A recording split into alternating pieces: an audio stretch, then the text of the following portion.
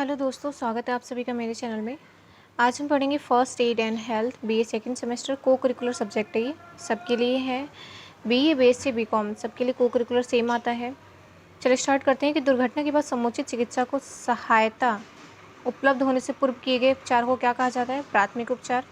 First aid शब्द का प्रयोग सर्वप्रथम किस देश ने किया गया था? इंग्लैंड में। ये क्वेश्चन जरूर ही आएगा, तो आप इसे ध्यान से याद करके जाएं।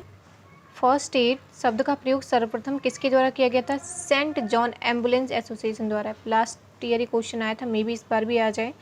फर्स्ट एड शब्द का प्रयोग सर्वप्रथम किस सन में किया गया था? 1879 में। प्राथमिक उपचार की प्रकृति के संबंध में महत्वपूर्ण क्या है? दोनों ए एवं बी। निम्नलिखित में से कौन सा प्राथमिक उपचार का उद्देश्य है? इसका आंसर होगा डी, ये सभी। प्राथमिक उपचार के प्रकार कौन से हैं? दोनों ए और बी। प्राथमिक सहायक के लिए कौन सा गुण अनिवार्य है? इसका भी आंसर होगा डी, ये सभी। प्राथमिक चिकित्सा बॉक्स में क्या नहीं होता? पैसा। प्राथमिक चिकित्सक क्या है? एक ऐसा व्यक्ति जिसको प्राथमिक चिकित्सा का ज्ञान हो। एक प्राथमिक चिकित्सक का सर्वोत्तम गुण क्या है?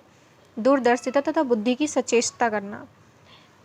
आकस्मिक घटना के समय प्राथमिक चिकित्सा दी जाती है? तत्काल दी जाती है। प्राथमिक सहायता का सर्वोत्तम नियम क्या है? रोग या चोट का तुरंत निवारण करना।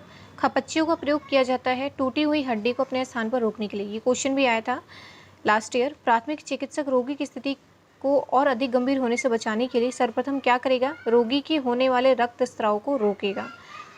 प्राथमिक चिकित्सा बॉक्स का घर में होना आवश्यक है? बिल्कुल। घर में अचानक होने वाली दुर्घटना की गंभीरता को रोकने के लिए आवश्यक होता है। प्राथमिक चिकित्सा का उद्देश्य क्या है? इसका आंसर होगा डी, ये सभी। प्राथमिक उपचार बॉक्स आवश्यक रूप से कहाँ रखा जाना चाहिए? इसका आंसर होगा डी, इन सभी स्थानों में। खेल में चोट आने का क्या कारण है? इसका भी आंसर होगा डी, ये सभी। हड्डी विस्थापन का कौन सा लक्षण है? असहनीय पीड़ा। फ्रैक्चर वाले हिस्से के प्राथमिक उपचार में ध्यान देने योग्य बात कौन सी है? इनमें से कोई नहीं। फ्रैक्चर में सहायता हेतु प्रयोग की जाने वाली खपच्ची किसकी बनी होती है? धातु की, लकड़ी की, पट्टे की और गत्ते की, ये सभी होती हैं।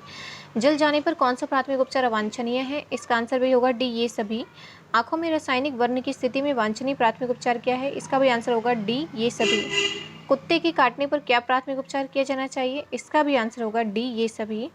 सांप के काटने पर क्या प्राथमिक उपचार किया जाना चाहिए? प्रभावित भाग के ऊपर की ओर बंद लगाना, जैसे कि जहाँ पे काट रखा है वहाँ पे क्या करना, कुछ बांध देना, जिससे कि जो जहर है ऊपर ज़्यादा वहाँ पे ना पहुँच पाए। यदि किसी व्यक्ति ने जहर खा लिया तो उसी क्या प्राथमिक उपचार दिए जाना चाहिए? इसका भी आंसर होगा डी, ये सभी। निम्नलिखित में से कौन सा प्राथमिक उपचार का सिद्धांत है? यदि सांस रुक रहा तो उसे कृत्रिम सांस देना। दुर्घटना घटित होने पर हमारा कर्तव्य क्या है? तुरंत प्राथमिक चिकित्सा प्रदान करना। चोट लगने पर यदि रक्त बह रहा है तो सर्वप्रथम क्या करना चाहिए? रक्त का बहना रोकना चाहिए। क्षार कास्टिक सोडा से जल जाने पर जली भाग का लगाना चाहिए। नींबू का रस। आंतरिक रक्तस्राव को कम करने के लिए प्राथमिक उपचार क्या है? बर्फ की थैली रखना। किस रक्त नलिका के कट जाने पर लगातार रक्त बहता है? धमनी। रक्तस्राव होने पर कहाँ दबाव डालना चाहिए? दवा बिंदु के स्थल पर। मूर्छित व्यक्ति की प्राथमिक उपचार में क्या करना चाहिए? व्यक्ति के मुंह पर पानी की छींटे मारकर हवा करनी चाहिए। नाक से रक्तस्राव होने पर क्या करना चाहिए? कुर्सी पर बैठाकर सिर को पीछे की ओर झुका देना चाहिए। धमनी से रक्तस्राव की पहचान होती है? बिल्कुल। शुद्ध लाल रंग की चमकीला रुधिर होता है। तेज बहते हुए रुधिर की रोकने का सर्वोत्तम उपाय क्या है? बर्फ की गीली पट्टी रख देनी चाहिए। हड्डी टूट जाने पर सर्वप्रथम क्या प्राथमिक उपचार करेंगे? यदि रक्तस्राव हो रहा है तो उसे पहले ही बंद करेंगे। बच्चे के गले में टॉफी अटक जाने पर क्या करेंगे? बच्चे को उल्टा करके पीठ व गले के मध्य जोर से थपथपाएंगे। खुली चोट पर लगाया जाता है डेटॉल। डेटॉल का मुख्य कार्य क्या है? घाव को कीटाणु रहित करना। तिकोनी पट्टी में सामान्यतः कपड़ा लगता है 1 मीटर वर्गाकार। पट्टी बांधने में रेफ गार्ड का प्रयोग किया जाता है क्योंकि यह चुभती नहीं तथा इसे आसानी से खोला जा सकता है। कान की पट्टी की लंबाई चौड़ाई कितनी है? 5 मीटर लंबी और 4 सेंटीमीटर चौड़ी। अंगुली की पट्टी की चौड़ाई सामान्यतः कितनी होती है? तो 2 सेंटीमीटर। पट्टियों के बांधने के सामान्य नियम क्या है? पट्टी में केवल रीफ गार्ड ही बांधनी चाहिए। सेंट जॉन झोली का एक काम क्या है? एक हाथ को सहारा देना। सूखी पट्टी की जाती है रक्त प्रवाह रोकने के लिए। तिकोनी पट्टी बांधी जाती है छाती, पीठ तथा सिर पर। तिकोनी पट्टी के लिए कौन सा कपड़ा उत्तम रहेगा? मॉर्किन का। पसलियों के टूट जाने पर कृत्रिम श्वसन के लिए उपयुक्त विधि क्या है? लॉवुड विधि। एक स्वस्थ व्यक्ति 1 मिनट में कितनी बार सांस लेता है? 15 से 18 बार।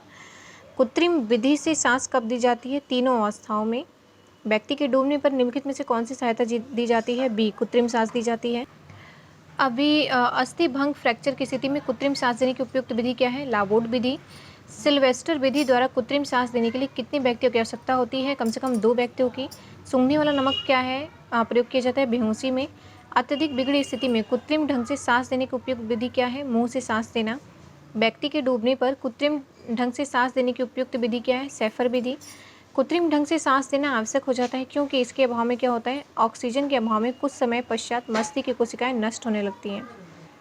एक लंबी दूरी के निःशक्त धावक को क्या प्राथमिक चिकित्सा संतुष्ट करेंगी? जी बिल्कुल, मालिश। प्राथमिक चिकित्सा बॉक्स में क्या होता है? ये सभी। प्राथमिक चिकित्सा का संबंध किससे है? उपचार से। अब प्राकृतिक श्वसन के लिए किसका प्रयोग किया जाता है? मुख द्वारा। प्राथमिक सहायक में गुण क्या होना चाहिए? ये सभी। फिलहाल के लिए इतना ही। नेक्स्ट वीडियो जल्दी आएंगी। धन्यवाद।